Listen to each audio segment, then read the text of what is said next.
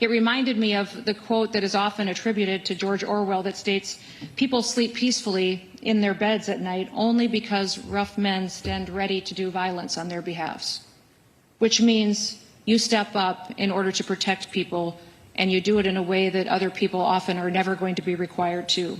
When tragedies like what we saw in Austin take place, it's your leadership and it's your decision-making that make all the difference. You use judgment, and people entrust you with their lives. You're on the front lines of leadership, and you have the responsibility of guiding and also shaping the next generation. So we thank you for that, and we thank you for what you do.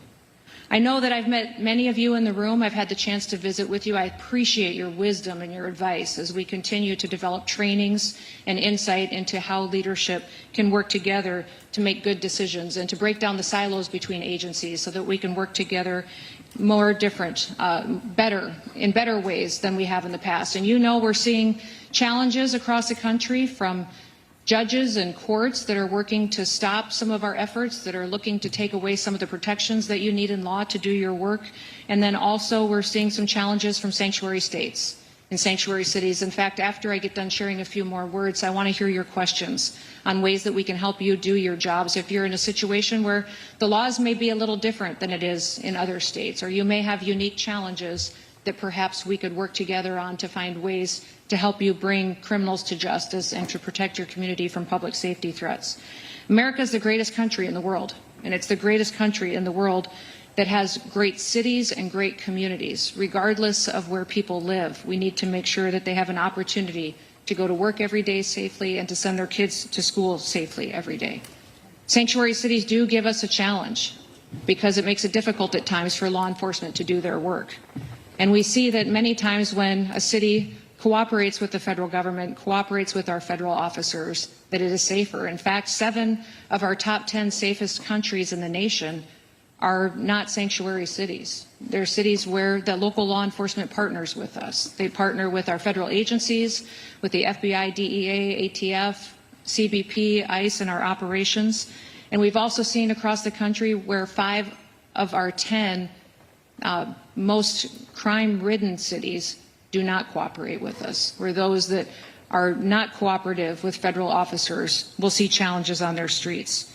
We've seen a lot of different situations from city to city. The one thing I would encourage you that no matter how frustrated you may be with some of that we can find a way to work together to do some good work for our people. In fact, even in Memphis, where we saw different leadership, we had different parties in the governorship and in the mayor, we still were able to arrest and bring to justice over 2,600 criminals, and in a way that significantly dropped their crime rate and significantly helped those communities continue to take those public safety threats off the streets. We got over 150 different illegal sex offenders off of the street. We saw one of those arrests included a criminal illegal alien from Venezuela that was convicted of aggravated criminal assault and abuse of a child. I'm thankful that that individual is no longer on the streets because of the cooperation of those local law enforcement. We have agreements across the country called 287G agreements. I'm sure you're familiar with them, but there is 3 different models that are available. One is a jail model that helps us with some detention. The other is a warrant service officer model that is extremely helpful for us to make sure that we can take jurisdiction or of an individual who's a criminal in the safety of an environment of a courthouse or a jail, and they can be turned over to ICE so that we have the ability to return them. We're going to continue monitoring Kristi Noem's message there as Mark Wayne Mullen, we take this in live together, walks down the hallway on the phone there as he is named by President Trump to be his next DHS secretary. Let's listen and see if we can grab anything. Let me get that letter. All right. Give me 1 second. When did the president call you? When did he tell you, ask you? I'll be back. I'll be back. You heard it. He said, "I'll be back." So here's what I'm wondering. Was he really on the phone, or was he pretending to be on the phone? Because I mean, I've done that a couple of times. If there's somebody that I don't want to talk to, who sort of comes up to you on the street, you grab your phone and you pretend you're on a call. Sure. That was weird with Kristi Noem, or what? I mean, I assume that she knew. And if she did, that was really demonstrating the art of compartmentalization, because she was there before the Sergeants Benevolent Association of New York in Nashville at a conference, giving a speech at the Major Cities Conference. Wow. And to me, she seemed a little rattled because she usually doesn't make any mistakes when she delivers a speech, and she was making a few there. But I mean, if she knew, which I assume she did, she really kind of put that in a different box and went ahead with her speech. Well, I just want to add to our reporting from the White House, Jackie Heinrich. Do we have Jackie up? Okay, so let's go to Jackie with that news, because, John, this might have been ultimately what led the president to make this firm decision. Jackie, the news.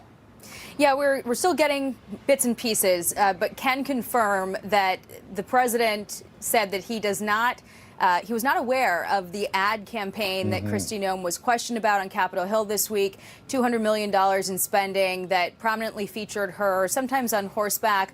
In her testimony, when she was questioned by Senator John Kennedy, it indicated that the president had authorized this expense and approved of it. And that, according to reports, upset the president, especially when they're trying to cut back on unnecessary spending, and can confirm from a White House official that the president said that he didn't know about that ad and did not authorize it.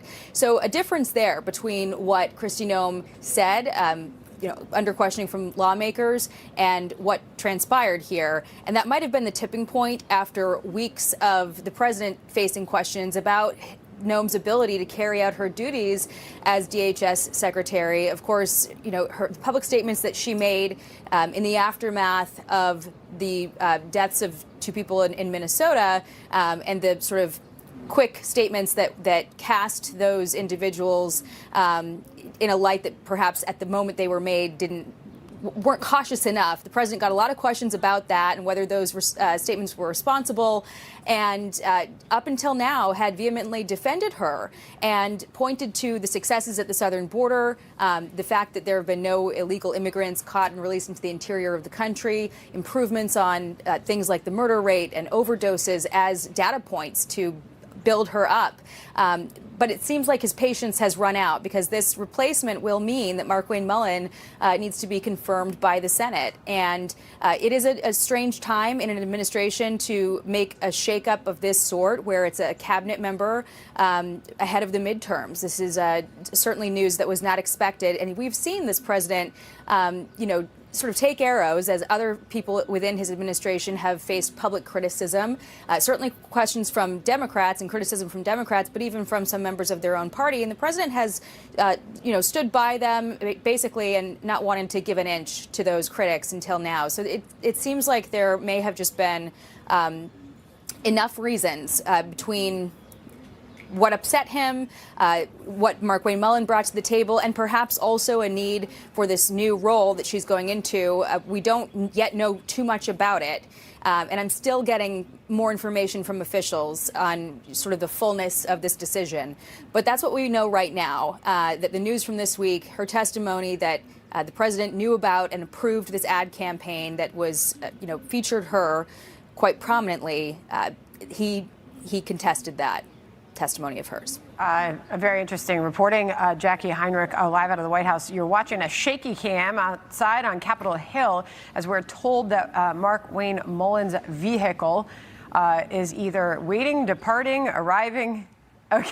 Okay, now Noem's taking questions. Let's go back to Noem. You sure can.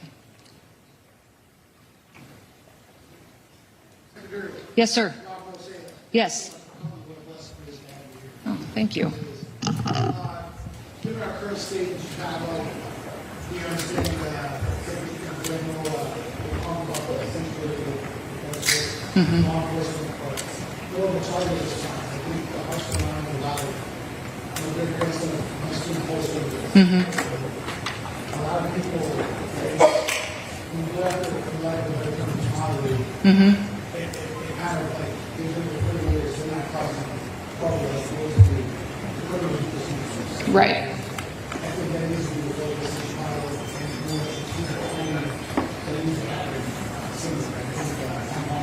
Yep. Yeah, no, I think that's great advice. I don't know if you guys heard that question, but he talked about targeted enforcement. And Rob was saying how it's much more effective in a lot of, especially these sanctuary cities, where we can work on targeting those individuals who have a criminal history besides their legal status. that may be in violation of their visa or work permit, but that we work on those and make sure we're going out and doing that with the local law enforcement as much as we possibly can. And that is something that we are going to continue to do, and make sure that we're focusing and prioritizing those individuals and make sure that we're addressing the public safety threats there. Thank you. Yes, sir.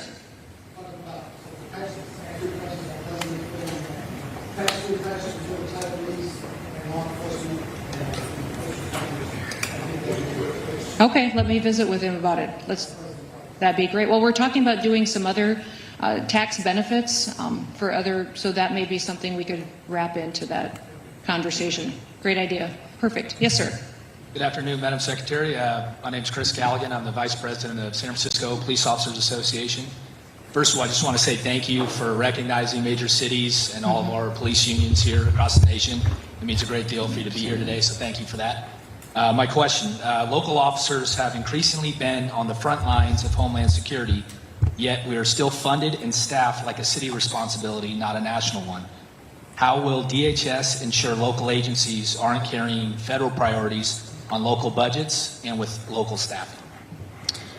So you maybe have some challenges in San Francisco just because of your state laws and local laws that may, although you've got a mayor that works with us very well. That's great. He probably doesn't want me to talk about it a lot, actually, but he has been cooperative, and we have great conversations and talk quite often. And many times in doing law enforcement in your city, if the federal task force is coming in, you know, it's more preferable for the FBI to lead and the Department of Homeland Security to come in supportive roles, which is what we've done, and that works very well in your city. Thank you for your focus there too. I think the city is seeing some dramatic improvements under this leadership.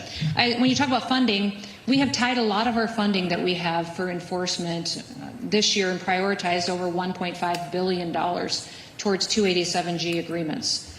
So we've reimbursed departments that have an agreement, or a county or a sheriff, with funding them on overtime or on benefits, some of the other things that we can do. We've also, on the jail model, obviously reimbursed per beds. If you don't have the opportunity to participate in 287G, I think your best options for funding alternatives would be through some grants that we have at the department.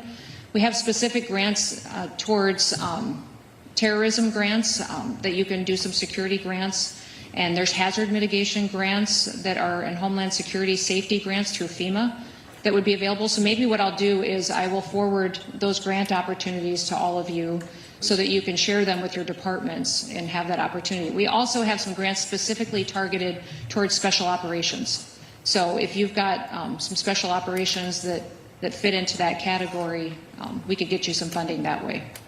Thank you, ma'am. Absolutely. Yes, sir. Yes. Hi, Craig.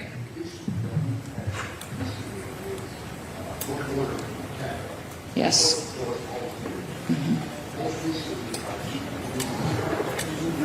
One police officer and one sergeant called Border Patrol for assistance, and then after that happened, he tried to fire them for asking Border Patrol to come assist them. Oh, shoot.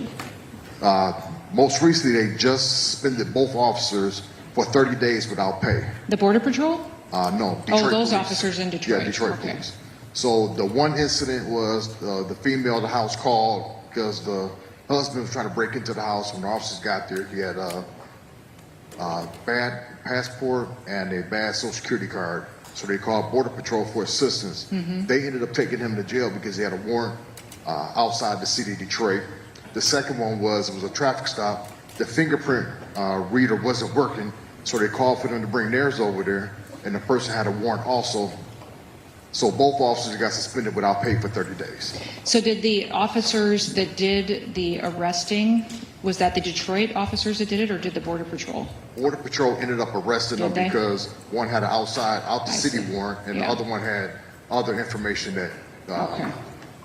That's one of the things that I think a lot of citizens don't necessarily know, is that CBP and ICE are law enforcement officers and do enforce other crimes that have been committed. But if we can be advocates for those law enforcement officers, we certainly will. And maybe we could come up with some kind of an agreement that would allow those officers to still be able to call on Border Patrol for backup and assistance when they need it. I hate to put them in a situation where now the officers in Detroit, when they need help and need assistance, that they can't call on Border Patrol when they might be the closest asset. So Maybe I'll get some contact information from you and see what we can do to work out an agreement with Detroit on being able to call on Border Patrol with some guidance on how those interactions will work. Okay, thank you. You bet. Thank you. Good afternoon, Madam Secretary. My name is Don Famuina, and I represent the State of Hawaii Organization of Police Officers. First of all, I would like to extend our sincerest aloha and mahalo for all that you and your administration are doing. Given Hawaii's status as a major international gateway, how is DHS balancing the current administration's strict zero-tolerance border policies with the unique reality of Hawaii's isolated geography and its dependence on international tourism? Yeah, you do have some unique situations for us, and I hope that we've worked well with you. We have a presence in Hawaii, where you wouldn't necessarily see a large ICE presence doing immigration enforcement. More of what we are pursuing in Hawaii would be through our TSA officials, and then also we have CBP there, of course, because of all the travel back and forth and individuals. CBP is the largest law enforcement agency that we have, one of the largest in the country, and it does all traveler information internationally, and so I'm sure that you're interacting with them quite often. So we don't, as far as targeted operations, you may see a presence in Hawaii if we know specific individuals there. And we are tracking and have signed security agreements with other countries. I think since I've been Homeland Security Secretary, we've signed 27 different security agreements with other countries to share information with us. If they have a dangerous individual that they think maybe has traveled into the United States, we will share those databases with each other. They share theirs with us so that we know when some of these individuals are coming into the country. And that may be, I'd say, the vast majority of the interactions you'll see in Hawaii. If you've got some suggestions for us or experience, I'd sure love to hear it. We'll definitely do that. Mahalo. Mahalo. Yes, sir. My name's Jeff Waiter. Okay, so we've been listening to the Q&A here after she delivered her speech in Nashville, and none of the questions have been about her firing, John. We are told this has been confirmed to her, that she is aware, but I wonder if the audience realizes or knows, because it did just happen in the past few minutes. Yep. But she has not taken a single question on that. While this was happening, Mark Wayne Mullen did not return to the cameras as he said maybe he would. He exited, and here was the scene on Capitol Hill just a short time ago. Well, he's not on the phone anymore, that's for sure. And yeah, it's been confirmed that she was told about this before the speech, so she knows. So I assume that she committed to this speech. She's got a lot of people from law enforcement who have questions about law enforcement that they want to ask her.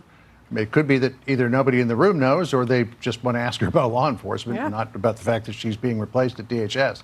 But, I mean, you got to say she's, being a bit of a trooper there, continuing on with her commitment in the face of all of this. Sure.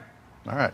So let's go to Laura Reese. She is a former acting deputy chief of staff in DHS under President Trump. She joins us now by phone. So apparently the straw, Laura, that broke the camel's back was at the hearings this week on Capitol Hill. Kristi Noem said that the president knew about and signed off on this huge budget for advertising for DHS, which prominently figured the secretary. And he says that he didn't know anything about it. And if I know anything about this president, it's that when you get yourself in a hot spot or a tight spot, don't lay it off on the president. Agreed, and that's sage advice. Obviously, the secretary, it became too much about her.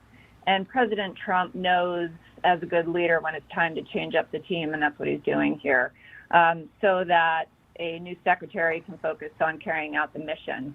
And the mission of DHS is too important for distractions, particularly when we are facing concern of sleeper cells in the U.S. due to Biden's open border the past 4 years.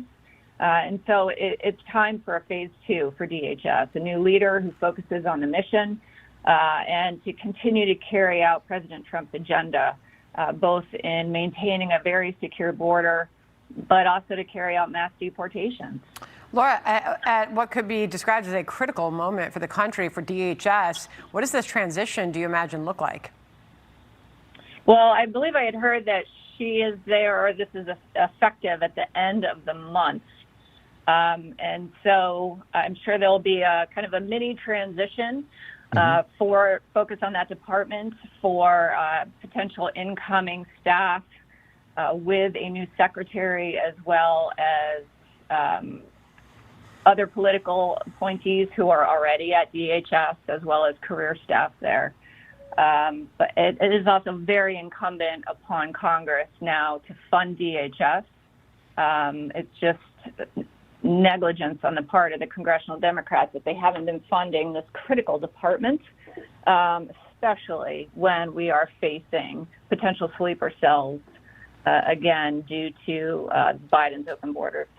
Now, in terms of the confirmation process as it goes forward, the margins will be a little narrow because obviously Senator Mark Wayne Mullen cannot vote for himself. But we are told that he's going to pick up at least one vote on the Democratic side. That Senator John Fetterman of Pennsylvania has already said that he will vote to confirm Mullen. Well, that's good news. I mean, this is a very important department and needs a secretary. So we don't need more games from Congress of obstructing the ability to carry out the Homeland Security mission, whether that is funding or confirming leadership. Real quickly, I believe Bill Melugin took this video of Mark Wayne Mullen a few moments ago. We just turned it around. Okay, here we go. No, the president, I still got to communicate, so we'll talk about it moving forward. But I appreciate it, guys. Yeah, the president and I have already talked. Obviously, the statement went out, but we need to talk with the president, and we're going to get on the same page and do what we need to do. Do you want to make changes at DHS? When did you make changes at DHS? When did you find out, sir? A little bit before you guys did. Do you want the job? Any changes? Senator, did you expect this? Guys, I'll talk to y'all more. Do you want the job, Senator? Secretary? The question was, when did you find out? I found out a little bit before you guys did, as these things sometimes go, Laura. Yeah, well, who knows exactly what that means? Did he find out an hour ago? Did he find out yesterday? Did he find out in the last week? I'm sure that the president asked him about it. Well, who knows when he asked him about it, because this president, if he does anything, he moves quickly. So maybe he just called him up and said, Mark, I want you to be DHS secretary, make it happen. And then the rest is now what's in motion. Yes, this is obviously very fluid and very new, so it'll play out. But again, we can't be wasting too much time here because the mission is so important. We have to secure the homeland. We need to get new leadership in place. We need to get the department funded so that the president can continue to carry out his agenda, securing the border, mass deportations, et cetera. Okay, Laura, thank you so much for joining our coverage. Thanks, Laura. We're going to head back to the White House. For more on this breaking news, Jackie Heinrich is back with us. Jackie. Yeah, I've been trying to get information from officials on the president's thinking here and got a pretty pointed quote from someone familiar with his thinking and this decision. Quote, "It was a combination of her many unfortunate leadership failures, from Minnesota to the ad campaign to allegations of an affair." So it sounds like all of that reporting in the last several weeks that the president was uncomfortable with not only how she handled public statements after the ICE deportation campaign cost 2 people their lives in Minnesota. Also, this ad campaign that was, cost $220 million, featured her on horseback at Mount Rushmore, and she claimed under questioning in Senate hearings this week that the president had authorized that. Apparently, he didn't. And then also the rumored affair with her advisor, Corey Lewandowski, who is also married. All of those things together apparently were the tipping point for the president on the need to move on. Again, worth noting that this is going to be a tough time to get somebody else confirmed right now in the Senate. It's an unusual time to try to shake up your cabinet, before the midterms. The sort of chatter had been that he was likely to keep most of his people in place, at least through November. But it sounds like this week's questioning and her responses in public might have been what did her in, because the strong phrasing there, her many unfortunate leadership failures, really says that the president was unhappy with her.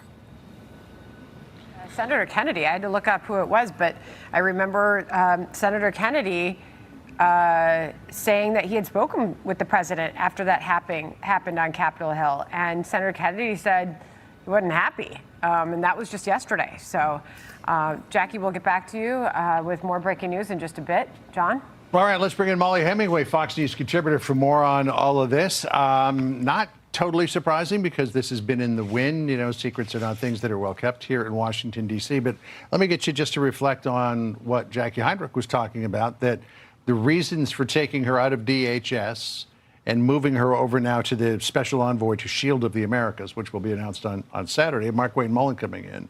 Mark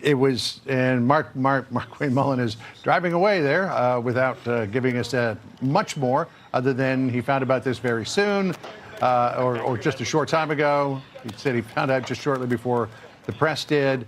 He's got to go talk to the president about it. Who knows? Maybe he's on his way to the White House right now. But the Shield of Americas is going to be announced on Saturday. But the reasons for her removal were multiple. One was the $220 million ad campaign, multiple unfortunate failures of leadership, and allegations of an affair, which she was asked about in that House hearing yesterday directly. She said it's garbage, it's tabloid garbage, but she didn't say no. There's been quite a bit of drama surrounding Kristi Noem in recent months. It's also worth noting that a lot of people voted for President Trump because he said he was going to deport criminal aliens, shut down the border. A lot of that is getting done, and I think that a lot of people are happy with how that has gone. We saw problems with how she handled the Minneapolis situation and having to bring in Tom Homan to help with that situation, all these other issues that people are talking about. It is not the most surprising thing to see her being replaced by Senator Mark Wayne Mullen. Okay, so just getting more reaction in. I believe we have a new reaction, Molly, from Governor Stitt of Oklahoma. Let's see here. Mark Wayne Mullen has been a fighter for Oklahoma and will fight to keep our nation secure. He says, I will be looking to appoint a strong small government conservative voice to support President Trump and protect Oklahomans' way of life. This obviously in contrast to some of the reaction we've gotten on Capitol Hill from Democrats. I think both Jeffries and Schumer said good riddance, Molly, but this is just some of the reactions so far. Yeah, well, Senator Mark Wayne Mullen he's been serving for about 3 years. His term is up right now because he won a special election. And the governor will be appointing for this remainder of this term. You have this situation in Oklahoma where the state is really blood red, very conservative. But they've had a problem where sometimes they elect people to statewide office who are not the most conservative. You had Ray Lankford, the situation with him working on amnesty with Democrats as the other senator from Oklahoma. So I think the voters of Oklahoma will be looking for someone who is a solid conservative, someone who is not for open borders or has some of the more moderate positions that even the current governor has. So Aisha Husney reminds us that Senator Mark Wayne Mullen is very good friends with Kristi Noem and has supported her through thick and thin, even through difficult times in Minnesota. So he's got to have some conflicting feelings about all this. Well, I think it's also worth noting this is not a complete and utter, get out of this entire administration kind of situation. The president does have another role for her that is being announced right now. It's a big project dealing with the cartels, which is another major issue for the Trump administration. And I also think, you remember back to the first Trump administration, it seemed like cabinet secretaries and other high-level officials were just coming in and out constantly. You were having major turnover. This really is the first major change that we have seen since Mike Waltz in last June. So this is a much less turbulent administration than the first Trump administration, but obviously not the kind of headlines you're going to want if you're Trump, particularly as you're doing all these other things like the war in Iran and people feeling concerned that maybe some of the domestic agenda is not being done at the level that they would like relative to foreign policy. Molly, really interesting. We are taking Kristi Noem speaking there. She's still speaking live in Nashville, Tennessee, taking questions that, to the best of our knowledge, none of those questions have still been about her ouster, nor has she commented on them. Laura, who was joining us just a few moments ago, suggested that she is going to be on probably until the end of the month. Is what she heard. It's still only March 5th, so she'll be around for this transition with Mark Wayne Mullen. Yes, so the president said that this would be effective at the end of this month, and that does give time for the Senate to move on Senator Mullen's nomination. He's likely not going to have too much trouble with that, given how well-liked he is in the Senate. And, in fact, I think a lot of the senators will hey, we got Mark Wayne Mullen live. Let's listen in. Don't support me. I'm going to be laser focused on getting that done. Senator, I just have a really quick question. What was your first reaction to just the news that you were nominated for this position, just amidst everything that's happening? Humbling, because I had to call my dad, and I mean, because it happened quick, right? I had to call my wife and call my dad both, and it's just, you know, pretty humbling when you start thinking about it. A little kid from Westville, Oklahoma, gets to serve in the president's cabinet. That's pretty neat. So, thank you guys. How did you find out? Via the truth? And I think I just like a really initial question. I mean, there's so many things that's happening within DHS. What would be your main objective or goal for the we department? got, you know, we're gonna get focused on that, and we'll get back to you on certain details. Yeah. When do you expect to be confirmed? Were you surprised, Senator? The phone call I got from the president was right before the statement went out. Okay, thank you. All right, so a little more clarity there on when he found out. He says he got the call from the president right before the Truth Social post went out. So that gave him about 30 seconds, I would think, Molly, to kind of process all of this. And, you know, it's the sort of thing where President Trump obviously is very close to Mullen. He probably mentioned it to him a couple of times. But I know that when the president asks you to do something and you're a loyal member of the party, you just drop everything and say yes. That, and I'm sure that Senator Mullen explained that he would be interested in this position if he were offered. Like you mentioned earlier, this is the one cabinet secretary who people have been really talking about a lot. How much is she going to be able, how much will happen where she's able to stay in, given some of the problems with the execution of the agenda to deport all of the criminal aliens, how that's been handled, how she handled certain issues in her personal life. It is not the most surprising thing. So even if it was sudden for Senator Mark Wayne Mullen, I bet that he had a little bit of time to think about it. Okay, so we just saw Kristi Noem exit the stage there in Nashville.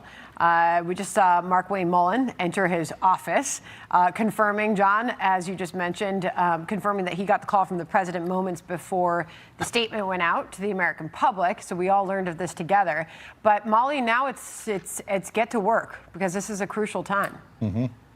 It is crucial. And again, I think that the base of the Republican Party really wants to see a lot of resolution to all of those problems that happened with the Biden administration, bringing in millions of illegal aliens, all of the problems that criminal illegal aliens cause. You know, we've got the situation in Northern Virginia where you have left-wing prosecutors letting criminal illegal aliens off for charges and not working with the federal government. There are a lot of problems that remain to be fixed. And even as people are pleased that the border has been shut down and what has been done thus far, they want to see a lot more happening before the end of the Trump term. Molly, great to have you with us. Thanks so much. Really appreciate it. All right, Chad Pergram is joining us now from Capitol Hill. Chad, what's the update from there? I want to reiterate just the speed of this because, you know, we had started to get some rumblings about Mark Wayne Mullen and Kristi Noem's ouster, and I had reached out to Mark Wayne Mullen, and he had indicated he had not, had any conversations with the president since the hearing. So he's absolutely right. This came, with lightning speed. Now, the question is, how quickly can he be confirmed?